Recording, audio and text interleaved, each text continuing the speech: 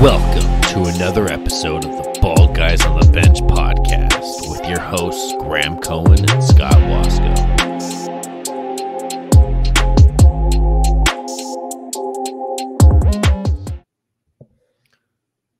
What's up, everyone, and welcome to another episode of the Bald Guys on the Bench, a sports comedy podcast for the everyday fan by the everyday fan.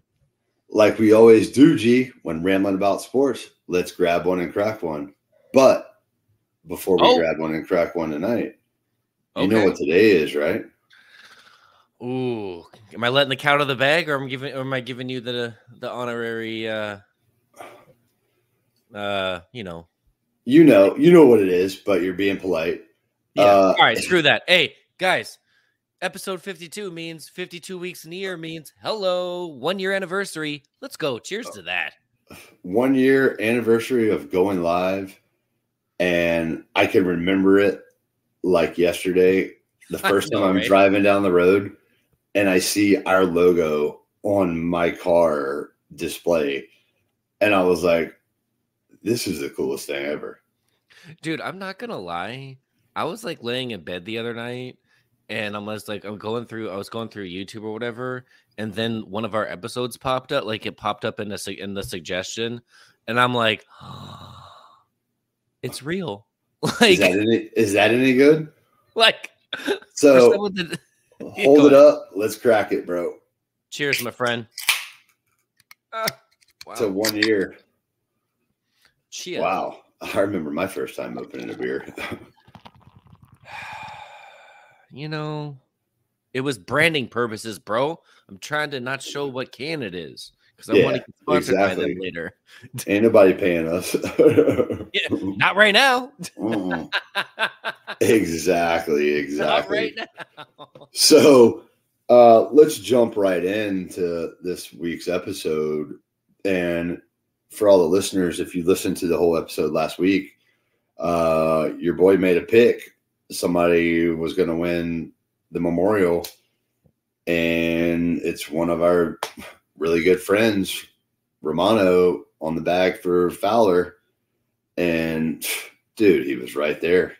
A shot back yesterday through 12 holes in the third round, and then boom. Last 5 holes yesterday, 4 over. Ugh. Last 6 holes in round 4 today, 3 over. Ugh. Hey. Finished at 2 under par, tied for 9th. Yeah, he won $500,000, but Hovland and McCarthy go into a playoff finishing at 7 under.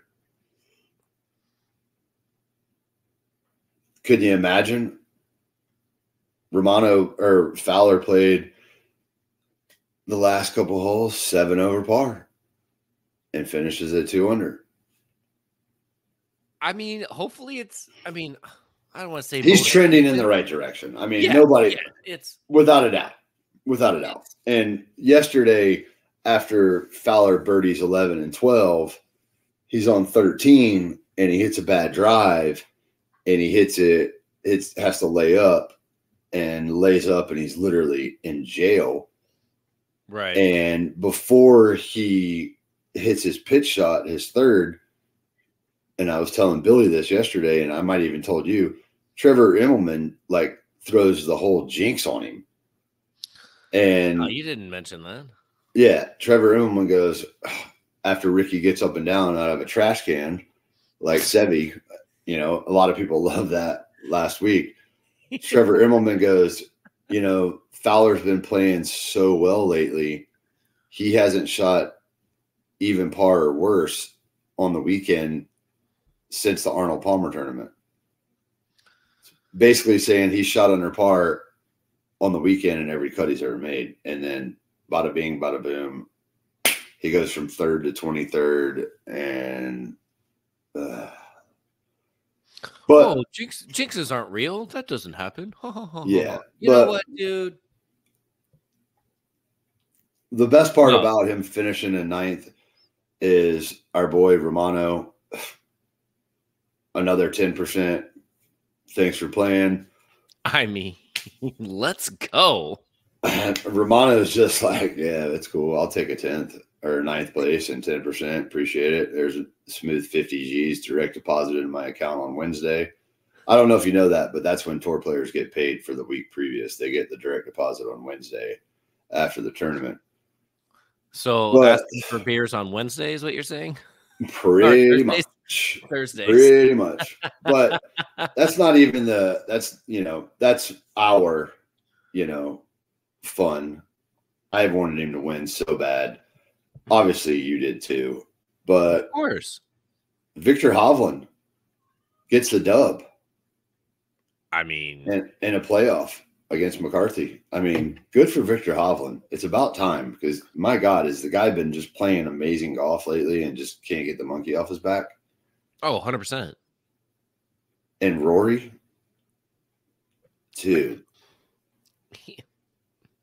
Can my guy learn how to hit a wedge?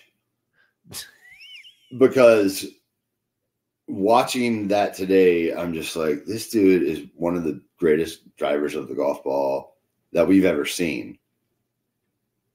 And he can't hit a wedge, dude. I don't know what he shot. Maybe look it up. I think he shot 76, around that. Tied for the lead going into Sunday at Jack's place. I don't know. Dude, if Tiger could drive the ball as half as good as Rory, I mean,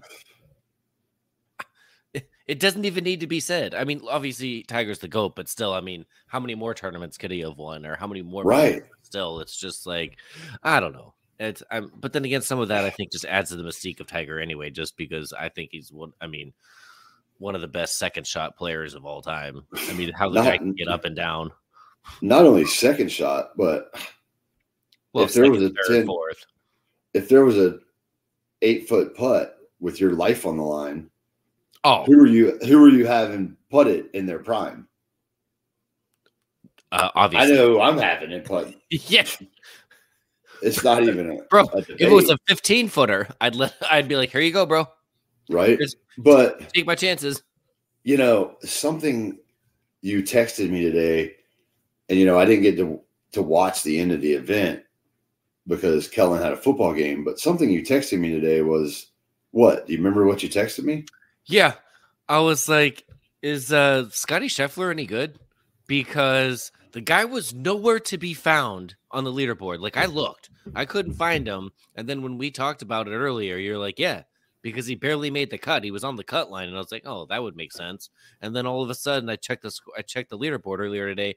Oh yeah, let Scotty just shoot. What was it, 5 under today or 6 under to finish -1? What, dude? The crazy thing about it is when you sent me that text, I wasn't watching the end of the tournament. Kellen had a football game, yada, yada, yada. So I get home and I'm like cruising through Twitter and I see this and I'm like, Graham sent me a text today. Is Scotty Scheffler any good? And I see this stat and it says Scotty Scheffler since November. Okay. 3rd, 2nd, 5th, 11th, 10th, 4th, dub, 4th, 12th, dub, 11th, 7th, 2nd, 9th, 3rd. And he's not the number 1 player in the world? I just got to call him ATM right now. Yeah. Because my guy is just, you think his caddy ever regrets leaving Bubba Watson? I mean, AKA Dirk Nowitzki's husband. My question is did the caddies get a cut from all the players that made the big money, you think? What do you mean? No, so like the players that went over to live that got paid, that got paid the big bucks, did they break their I'm sure they did. I'm sure they did. Yeah. I'm sure they did. Am I still getting 5%? And one of the things about live caddies that they were all bragging about was they're not treated like secondary citizens like they are at PGA Tour events.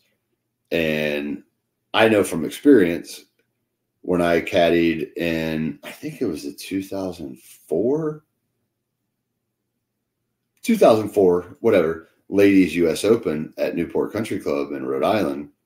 I went and caddied for Charlotte Mayorkas, sorry, who was a All-American at UCLA. She qualified for the US Open, and I went and caddied for her, and I had a caddy badge and a player family badge. And I'm sitting there in the caddy tent, and they got like what I call them dirty water dogs, hot dogs boiling, and like shit food. And then I walk into the player dining, and it's like, what do you want? Omelet. What do you want in your omelet? You know, caddies are going on the LPGA. They're like, where are you staying this week? And I'm like, oh, we got a host family. And they're like, yeah, we got a campground. And I'm like, oh. Yeah. And that's LPGA, you know, but it's just like that's a topic. I mean, this is a road we're going down that I'm just like, this is not going to sound good. So let's just, I mean, are PGA Tour caddies treated like that? Or is that just because it's the LPGA? And no, I mean, I'm not saying it's PGA Tour caddies have their own caddy dining area. Mm-hmm. And, you know, never been in one of those. But I have been in a PGA Tour press dining area with Bucky, and it's whatever you want. Right. You know, for our listeners that remember 2005, when I went to the Open with my boy Meichtry, and I had a player guest badge, and I went into the player dining area and was stuffing my shorts full of, you know, Miller Lights. You can get whatever you want, right?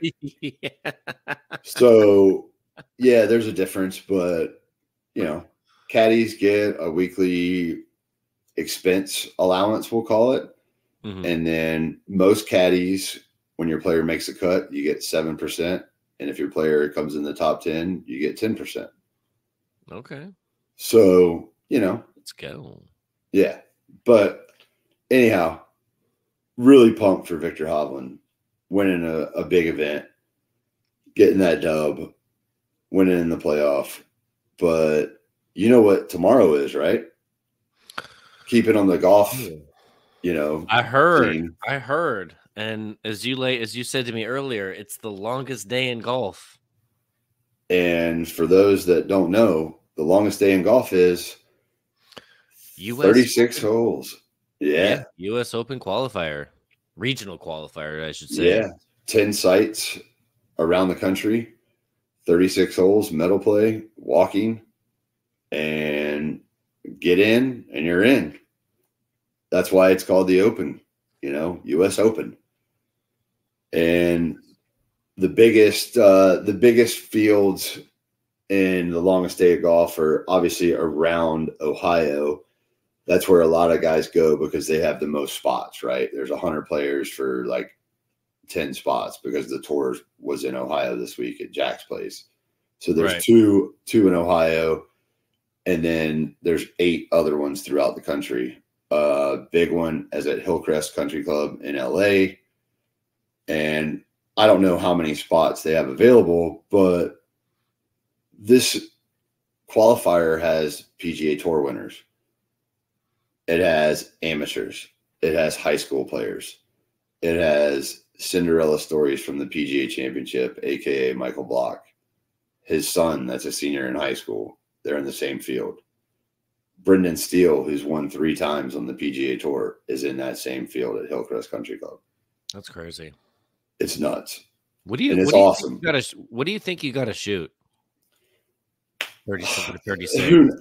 Who knows? You know, I mean, it just depends on the club, the course where it's at.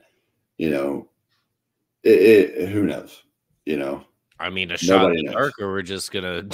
Well, it just depends on the course. You know, I can't give it a number. Okay. You know, but one of my favorite memories, and we've talked about this story on this podcast before, but I've never told you about the story, was who I just mentioned, and that's Eric Meichtry in 2005 when he qualified for the US Open at Pinehurst.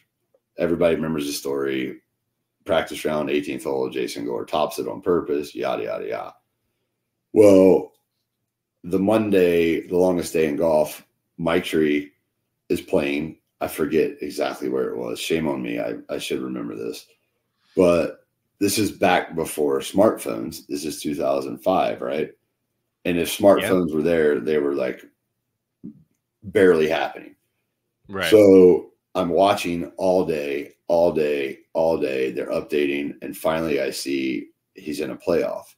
And it's 3 people for 2 spots. And I'm like so nervous because if he gets in, I'm going to Pinehurst in North Carolina. My dad's driving down. My college buddies are coming. And I'm so nervous. And it's my boy, obviously. And right. I'm like freaking out. And so I'm watching. I see it's in a playoff. My phone rings 25 minutes after they post the playoff, and it's Eric's wife. And if we called her right this second, she could remember this story because it's that cool. And I answer the phone, and I'm so nervous, dude. I'm like, oh my God, how do I answer this phone? And I'm like, hello? And Angie, his wife, goes, so you ready to go to Pinehurst next week? And my response was, and you might have to bleep this out, don't care. I'm like, fuck yeah. And it was one of the coolest things ever. Birdied the first playoff hole. Awesome. Birdied the first playoff hole. Thanks for coming. You two go fight off for that last spot. I'm out. I'm in. The end, right? It was so awesome, dude. And it was so fun to see my boy playing at the US Open on that stage. And sure. You know, my dad came down. You know, we've told the story on the podcast. If you don't remember it, go back and listen. But it was so awesome. And then the crazy thing about that US Open was, do you remember who won that US Open? 2005 at Pinehurst? If you get this, I'll chug a beer on the air. Oh no! Now you got incentive. You got 9 seconds. 8, and by 9 I meant like 15. So if I could text you right now and tell you, I would, but that would be no. Hey, no. I'm just gonna say the best part about this is he was a longest day in golf qualifier for that US Open. Yeah. You're never going to get it, dude. It's fine. All right. It's okay. Hit me with it. It's okay. What if I give you his initials? Okay. How about that? Let's go. You're still never going to get it. Is the reason why you got to be a dick? No, because I wouldn't know it if I wasn't there. Okay. Well, I mean, if you win the MC are his initials. Please get it, Graham. Not an American. Come on, Graham. You can do it. Dig deep in that bald head of yours. MC, not an American. Come on. I don't know. I'm going to hate myself when you say this now. No, you're not, because you're going to be like, there's no chance I would ever guess. Well, then if that's the case, just tell me already. Well, since you didn't get it right, and I said if you did get it right, I would chug a beer. Oh, so what, now you're going to make me chug a beer? No, we're going to do it together. Oh, even better. Yes. All right, what's the answer? Michael Campbell. Oh! There's no chance you would have got that right. I mean, oh my God. I mean, are you kidding me? You had no chance of getting that right. To be fair, I was like, I'm like, Mike? I'm like, M. I was like, there's probably a Mike something. I'm like, Mike. I think he's from New Zealand. Isn't he from New Zealand? That's what threw me off. I mean, he doesn't, he looks American, but he's not. So it's like, yeah. But, well, fair enough. Are we going to chug a beer? Yeah, I wouldn't have got that. Yeah, of course we're chugging a beer. Like the whole beer? Well, as much as you can. I mean, I want to hear the crack. I mean, to make sure it's real. I mean, do. What do you mean? I mean, I could have paused the episode and given you the answer and made me chug it by myself. And I thought about it for a second, but I was like, no. Yeah. Nobody would believe that Graham knew that. Wow. I mean, that was a little obscure.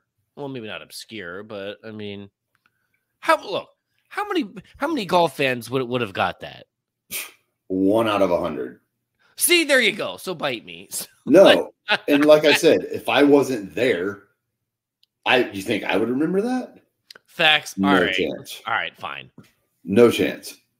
But since we're talking about Pinehurst, and that was the second US Open that Pinehurst hosted, to save face, do you remember the first US Open champion at Pinehurst in 1999? Well, that I do remember because it's the great story. It's the Payne Stewart. Okay, good job. Just to test you again, do you remember the third US Open at Pinehurst? What can I get the year? It might have, the first one was 99, the second one was 05. It might have been around 13, 14. I can't believe Pinehurst it's right. I would have figured they would have had more US Opens. 13 or 14. I will tell you this. I'll give you a quick hint. All right. I need that. That was the year that Fowler came in second place in every major.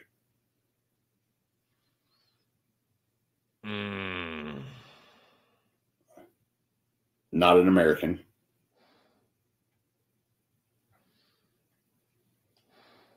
I love these little useless facts of information. I want to say something like, come on, you can do it. I want to say something like, I want to say Jason Day, but I don't. No, close, because Jason Day was in a playoff with this guy at another. Oh, I was like, dude, that was close. That one out. If I would have pulled that one out, that was close. It might have been 14. I don't know the exact year.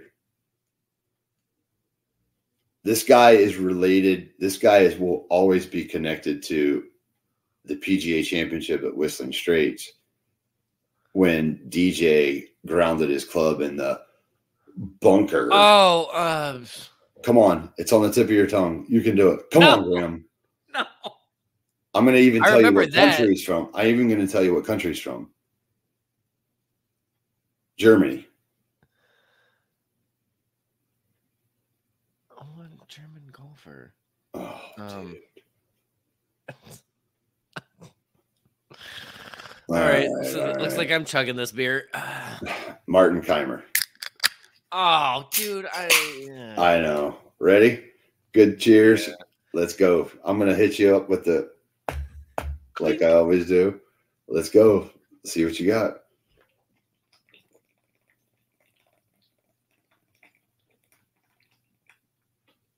I'm good on that. Yep. So, more crazy golf news today before we get into the finals. Did you see Rose Zhang? No, but ESPN did, and they plastered it all over my social media. Oh, dude. God. Won the Augusta Women's Amateur back in April, whatever it was. Turns pro this week. Thanks for playing. Wins her first LPGA event in her debut in a playoff. Is that any good? I mean, it sounds like something I would do. And let me just state the facts. That hasn't happened since 1951. Oh. The LPGA has been around since 1951? Believe it or not, yes. I mean, that's not a knock. I had no idea. I know. Did you see? Do you know where they played this week? I have no idea. I couldn't even tell you what the tournament was.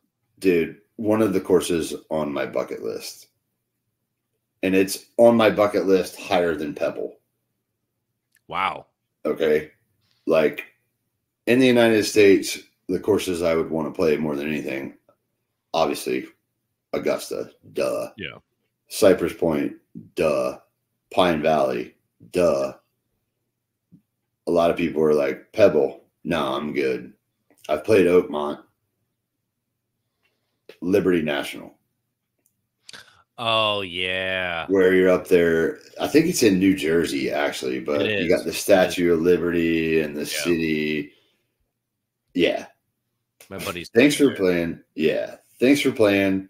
I'm going to win in my first LPGA event. Incredible. Incredible. Must be nice. But then again, I mean, look, this woman ain't no slouch. I mean, she kind of, let me rephrase that.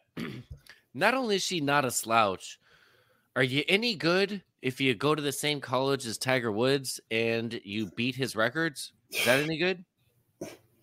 It's all right. I mean, jeez, please. Incredible. I don't even know what to say.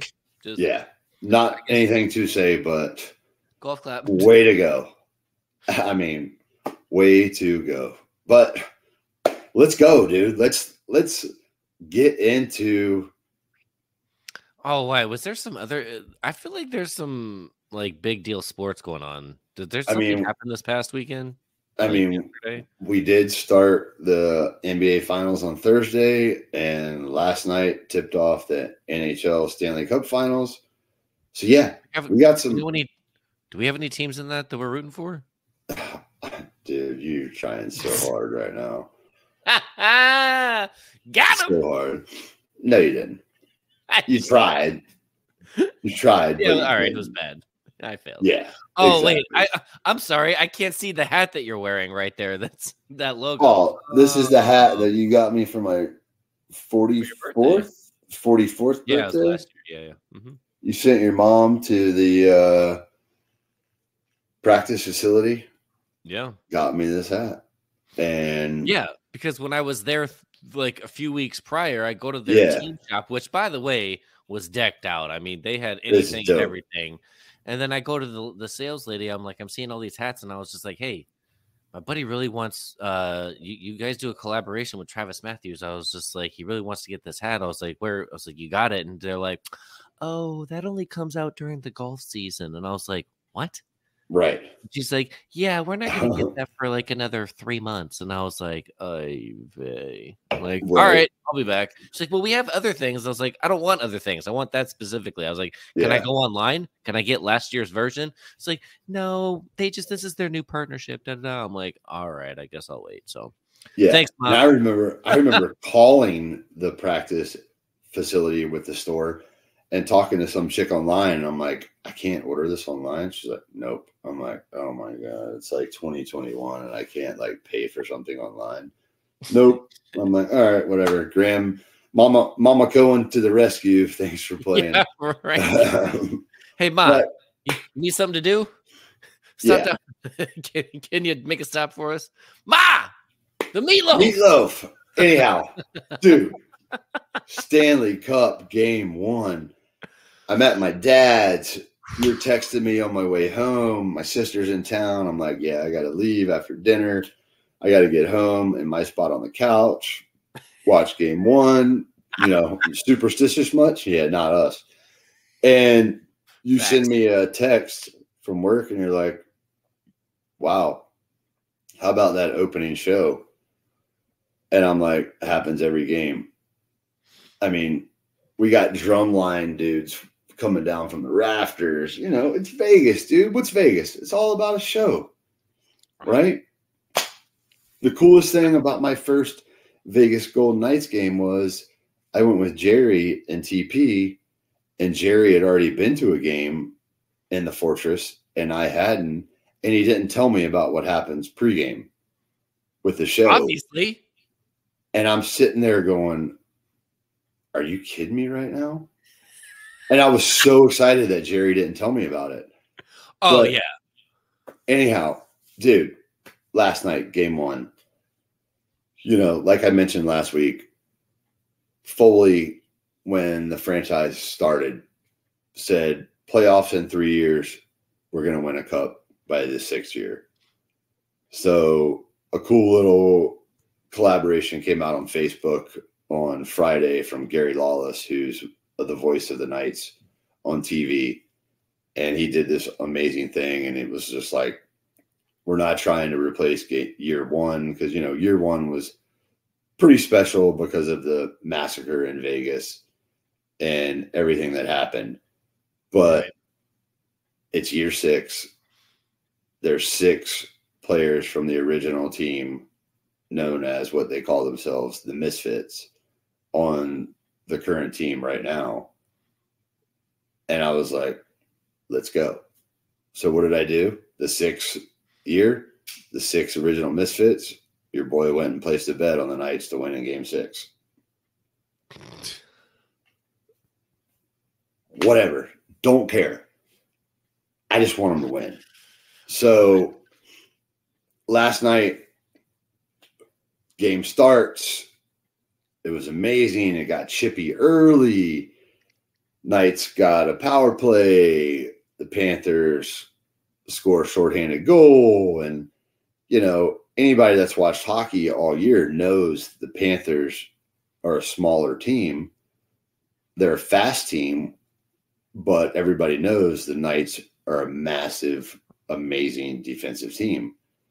And the Panthers try to get their opponent out of their comfort zone and try to egg on scrums, fights, get the other team into a power play or get them to take a penalty, right? And they tried the whole game to the point where Chuck, their highest point getter so far in the playoffs, was totally out of his game and playing to be that guy to egg on people. And the Knights, as Andy quoted us in a text today from my statement last week, I guess I said, like, what did I say? The most least penalized team in hockey. Well, the Knights are the least penalized team in hockey, and that shows how disciplined they were. And that proved a point last night. Okay. Like, it was an amazing game. The Knights, the second period, they came out, ripped one early. In the second, we're up 2-1. The Panthers had 3 amazing shifts. I was like, they hit the post like 4 times. I'm like, oh my God, it's only a matter of time before they score. Finally, there was a face-off with 10 seconds left. Face-off, wham, bam, boom, goal. They score with 10 seconds left at the end of the second. And I'm like, are you shitting me right now? They deserved it. They deserved the goal. Even our head coach, Bruce Cassidy, said, not that I will ever say an opposing team deserved a goal, but their last 3 shifts at the end of the second period, they were just wailing on us, dude. I was shocked. But whatever. Enter the third period, bro. It's a tie game with like 8 minutes and some change left. I mean, I was working when I was. I mean, I barely got a chance to like catch it on the screen. So, I mean, I was only noticing what was really going on because of all of the text updates. You know, noticing it on my Apple Watch. So, I'm like looking at it, and I'm like, and then I see the emojis that you scored. I'm like, all right, cool, great. And then I see the bleeps, and I'm like, oh man, this is close. So the fact that it was tied most of the game, and then I saw the final score, I was like, what? Yeah. What happened? Yeah. Like I said, it was tied, 8 minutes and some change left. Enters Zach Whitecloud. Boom. Thanks for playing. Laser beam. Puts us up 3-2. And I'm like, let's go. Right. Not getting too excited. Then there's another play. They turn it over in our zone. Mark Stone makes an amazing play, got challenged. They had to challenge it. Florida had to challenge it for a high sticking. But the play that Stone made, saving the puck in the zone, was solid. But what was even more amazing was as he like bats it down to himself, the puck's like rolling. He doesn't even think twice. Wham, bam, thank you, ma'am. Puts it in between the posts. And I'm like, oh, damn. Then Florida challenges it because Stone was leaning. It wasn't over his shoulders, whatever. Some people are still bitching and moaning, but you know what? All right. To be fair, I saw that. Well, I mean, I saw the replay, and I'm like, did you hear the referee's I know, explanation of I it, know, though? no, I didn't. I'm just saying, like, I know you're a fan, and I'm not trying to go against you, but I'm looking at that, and I'm like, The referee's explanation me. of it, the referee's explanation of why it wasn't a high sticking. Yeah, what do you say? Because if you go back and look at the play, Stone was leaning this way and he wasn't standing straight up. That's why it wasn't high sticking. So if he was standing straight up, it wouldn't. Because his shoulder level. Look at me right now. Look at me right now. Yeah, my shoulder level. No, I get what you're saying. If I lean this way, yeah, and his stick was up here. It was right here. Tomato, I guess. Exactly. But we go up 4-2. But can we talk about the save real quick? I can't believe I even skipped this. The save, our third or fourth string goalie that's starting in the Stanley Cup Finals made, and that is Aiden Hill. Dude. Bro. When he made that save, Graham, myself, every NHL fan in the world went nuts. Okay? Hell of a save. And all I could think about, and I actually sent Jerry a text earlier tonight, all I could think about was Game 2 in the 2018 Stanley Cup Finals against the Capitals, when Holtby made pretty much the exact same save against Alex Tuck with 2 minutes left in the game, us down a goal, up 1-0. And Tuck went low.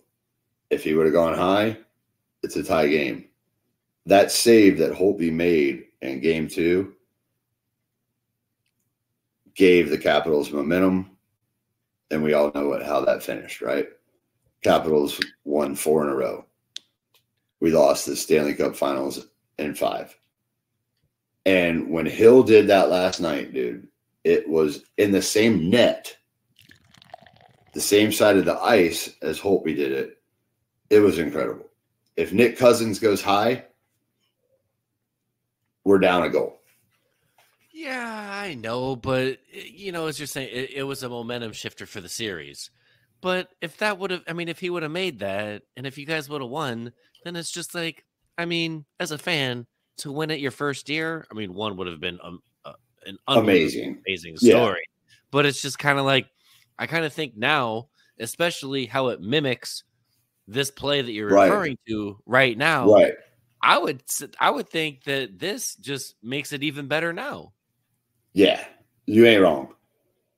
So, like one of our listeners, one of our best listeners, TP, Tyler, texted me last night in the third period after Tkachuk was going nuts and totally out of his game.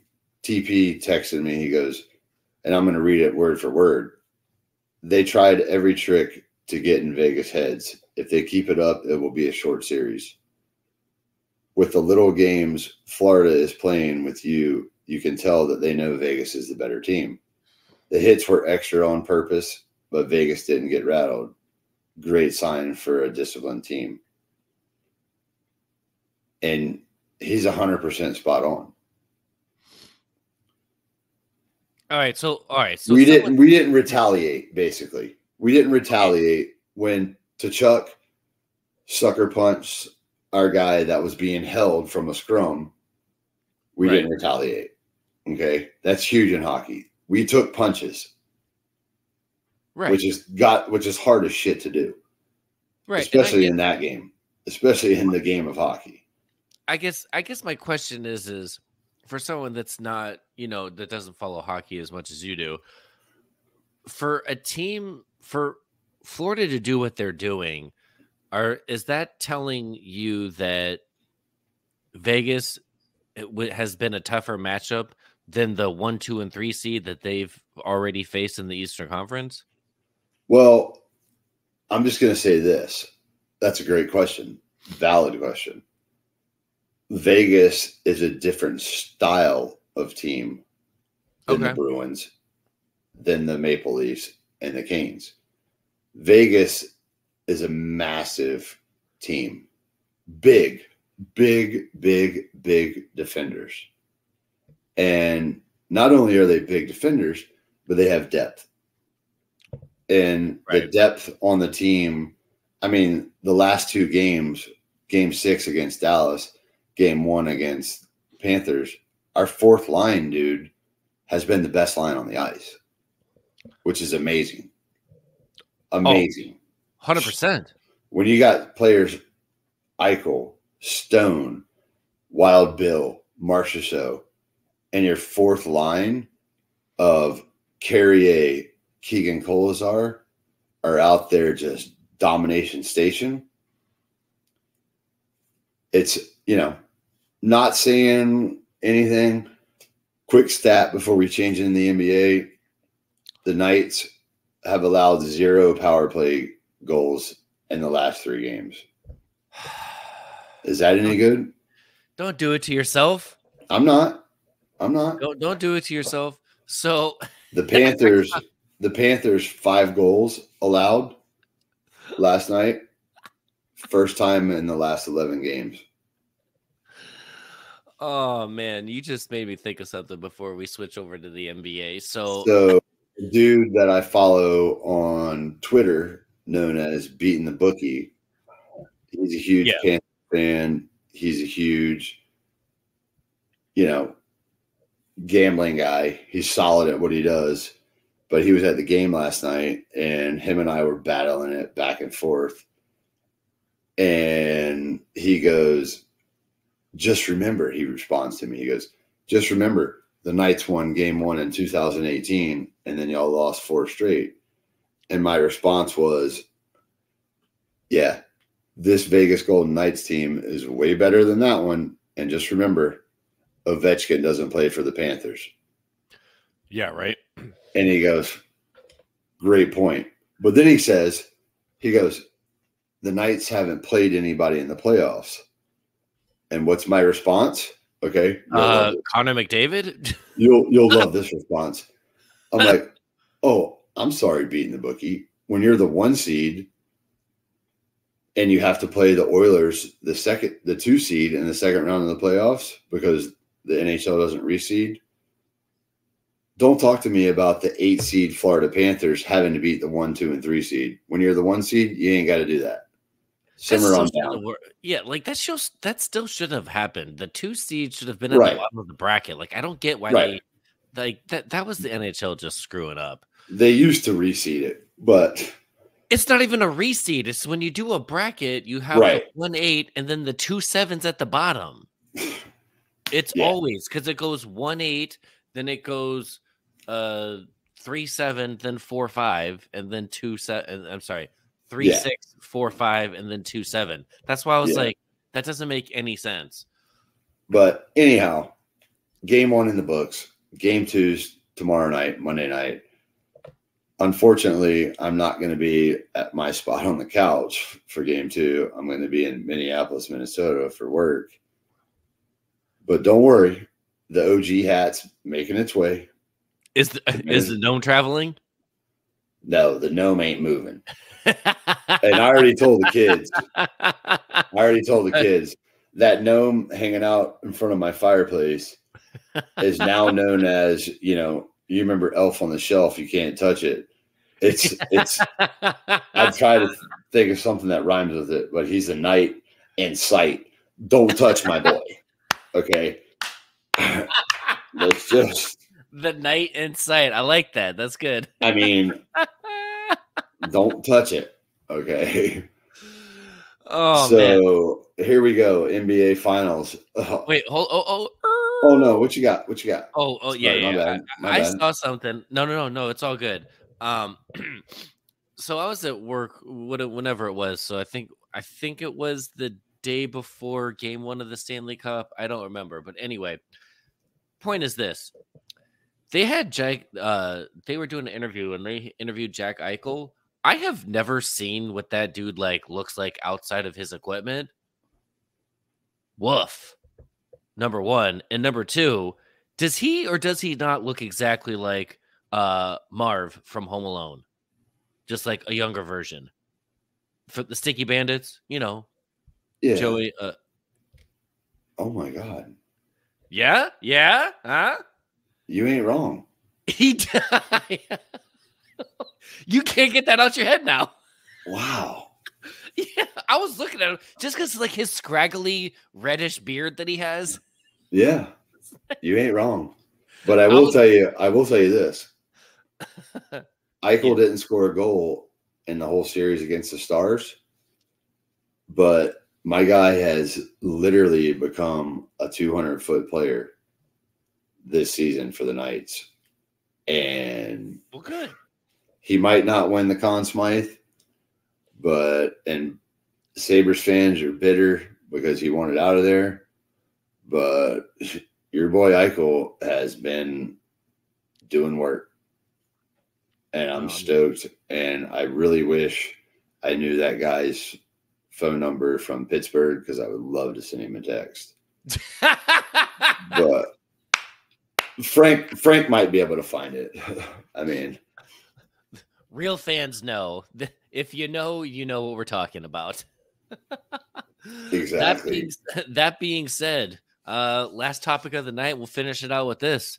We got the NBA Finals going on. We actually delayed this episode because it's normally not a thing. I mean, if there's games playing, we normally will still, tape an episode while the game's playing. But just how this game 2, in Denver between the Heat and the Nuggets went, we basically just looked at each other and said, "Hey, there's 9 minutes left in this game. Do you want to just watch the rest of this and start later?" And I was like, "Yeah, yep, I do."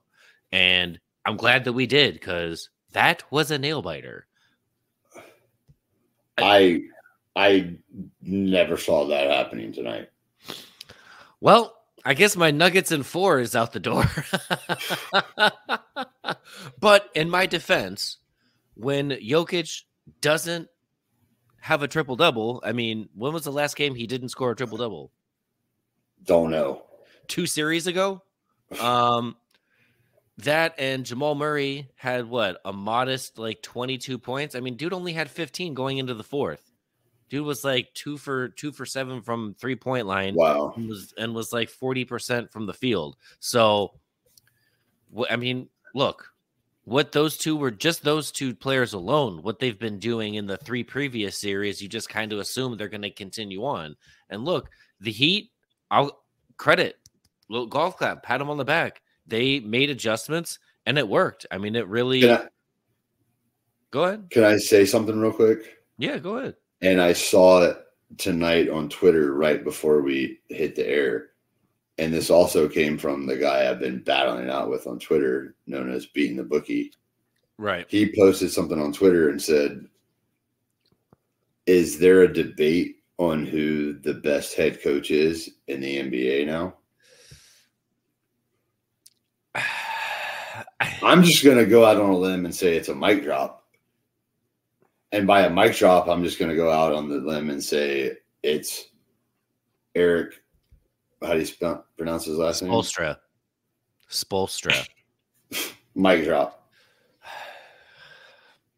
That was an amazing coaching performance. But I mean, you're absolutely right. I would just say that the naysayers would say, well, yeah, the titles that he won with Dwayne Wade and Shaq, and then the ones that he won with LeBron, Dwayne Wade, and Bosh. So, and then this year, this team has definitely been his most impressive. But in his defense, I'll say, when you make 7 Eastern Conference Finals in the last 11 years, is that pretty good? I mean, like we've debated, not really debated. Like I said, this year, I put this in the same category as this past year was none other than your head coach for the Pittsburgh Steelers, greatest coaching performance of his career to do what he did. And look at the teams Tomlin's had. Look at the teams this dude's had. Just the fact that they didn't get swept off the map and won a game when the whole world was like, peace out, Cub Scout. This shit's over. And he's like, hold my beer. We're going to win game 2. Yeah. No, I mean, you're absolutely right. I mean, I'm like, wait a minute. Did we go from one back to the other? I was like, wait, what sport are we talking about right now? On a side note, since you did bring up Mike Tomlin, people are still saying that Pittsburgh's going to finish 4th in division. Can you believe that? Yeah, that ain't happening. Hey, sleep on us. That's all Pittsburgh wants. Sleep. So the series is tied, right? 1-1. Yeah. Going back to Nuggets, 5. The Nuggets just lost their first home playoff game this year. Yeah. That's crazy. Crazy. What's going to happen? Game 3. Here's the thing. Take the Nuggets and lay the points. Here's my thing. I'll just say this. The last thing on our notes says it perfectly. The Heat outscored the Nuggets 36-25 in the 4th quarter. There you go. The Heat couldn't make a buck. I mean, the Heat didn't miss. And in the NBA, this is a make or miss league. And it's just it's it's in rhythm. Because here's the thing. Jimmy Butler missed his 16-footer. Denver gets the ball. 15 seconds left. They decided not to take the timeout. I was a little intrigued that that was weird. But Mike Malone has confidence.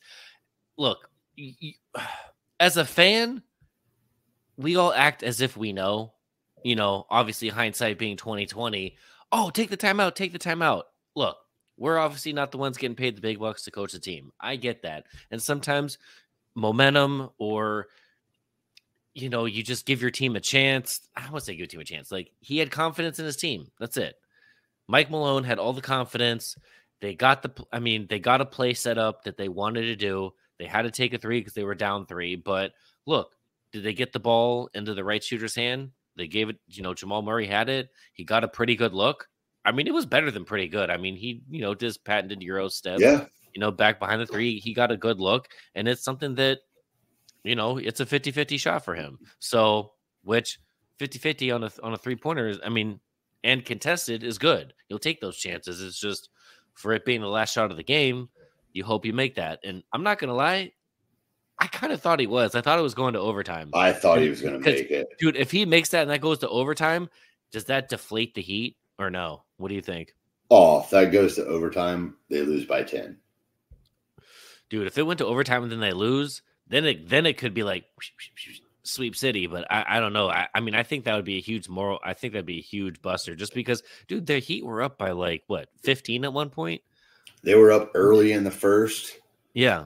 The Nuggets came storming back. I mean, it was a great game. It was an entertaining game, but and that's what we want. I mean, if we think as fans, we want entertaining games. I mean, some of these games have been so miserable to watch. Look, Game 7 of the Boston Heat. I mean, that was miserable to watch. I mean, and then teams getting swept in swept in the West. It's just like, all right, do. I mean, I'd much rather have a compelling game than what we've been seeing in some of these matchups. But I mean, so what's your prediction for the rest of the series? Being we're not going to get on air for another week, and how many games? 3 games are going to be played. I mean, no, dude, the NBA they're doing it every 3rd day. So I think it's crazy. So they might have 2 games. I'll say this. I know I said sweep, but it was more joking. But you and I both said Nuggets in 5. Yeah. After watching what they did, and for them to beat Denver in Denver for their first loss, I guess. I mean, I don't want to have to fall back and go back on what I was saying, but this might actually go 6. This might actually go 6 games. I think there could be a split. I think it could be a split. So it could be 2-2, and then I think Denver will come back home, win Game 5, and then win Game 6. Yeah, and win Game 6. I'm just gonna say that the Nuggets blow them out in Game 3 after today. That's fine. They can still do that. Yeah, I agree. It's look, I don't want to say it's rare, but for how confident I was in my decision to say a sweep or them in 5 for the Nuggets, I should say, how Miami played, dude, them switching to the zone defense, I was surprised. Like, it worked. I mean, it was working. I mean, give credit to Coach Spoelstra. I get it now. I mean, I don't know. Like, I don't know. Right. I mean, I still think, I mean, look, like I said, I still like the Nuggets, but maybe it's going to be in 6 instead of 5. And, you know what? What's that? That's why they play the games. No, and it's true. I'll give Michael Wilbon all the credit. You know, Time out. I gotta pee so bad, dude. He's so bad. Wait 30 seconds. I can't. Oh my God! All right. Let's update the beer counter to Scott's pee breaks. It's gonna be the next. It's gonna be the next counter on the screen. So next time it'll be like, all right, folks. Scott pee once. Scott pees twice. No. Here. So like I was saying, you know, between watching Pardon the Interruption or watching Michael Wilbon on, you know, on the ABC ESPN broadcast, before the series started, he said, you know what? I think the series is going to be closer than people think. I still like Denver, but I'll take them in 6, maybe 7. And I'm just like, what? And after tonight, I mean, I'm just blown away. Game 2 took me by surprise. I'm not going to lie. I just, look, give credit where credit's due. Spoelstra, tip of the cap to you, my friend. You ain't wrong. I mean, like I said earlier. Sometimes it is what it is. And that's why we love sports, folks, because it's the greatest reality show out there. Yeah, I mean, if it was predictable, it wouldn't be any fun, right? Exactly. Like when Tiger Woods was in his prime. Well, and I mean, that's a little different, though. And to quote the greatest line of The Hangover, it's not gambling if you know you're going to win.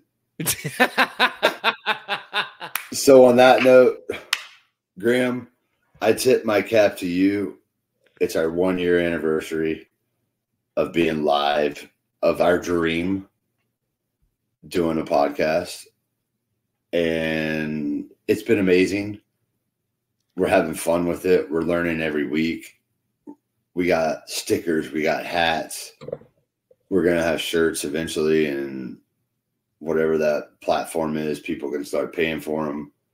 But, you know, doing this with you, and I'm not trying to get all sentimental, has been amazing, because when I think about tonight and I think about the 1-year anniversary, I can literally picture you and I on my back porch in California, hanging out, drinking beer, and just bullshitting about sports.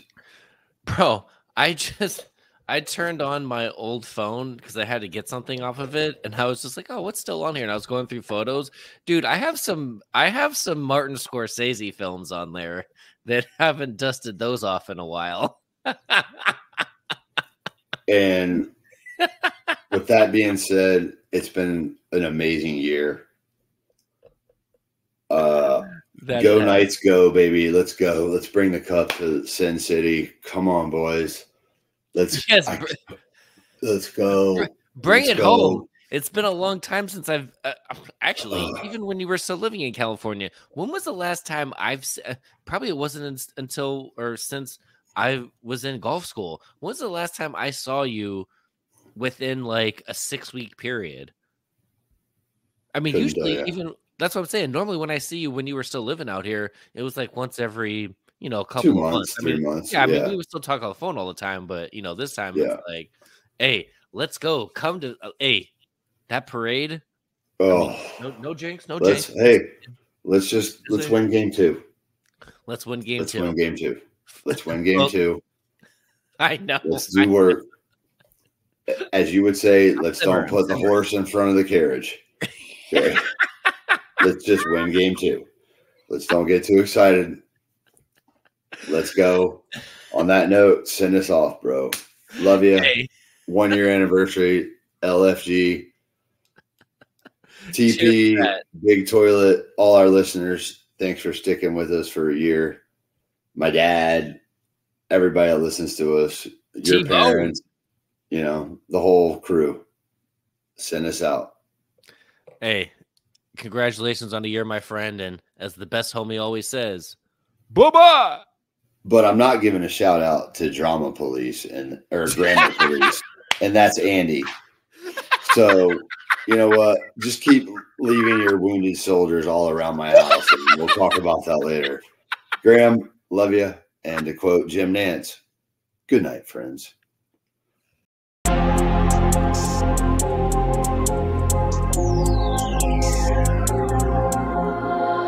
This episode of the Bald Guys on the Bench podcast is brought to you by our friends at North Star Credit Union and Southern Auto, located in Southeast Virginia.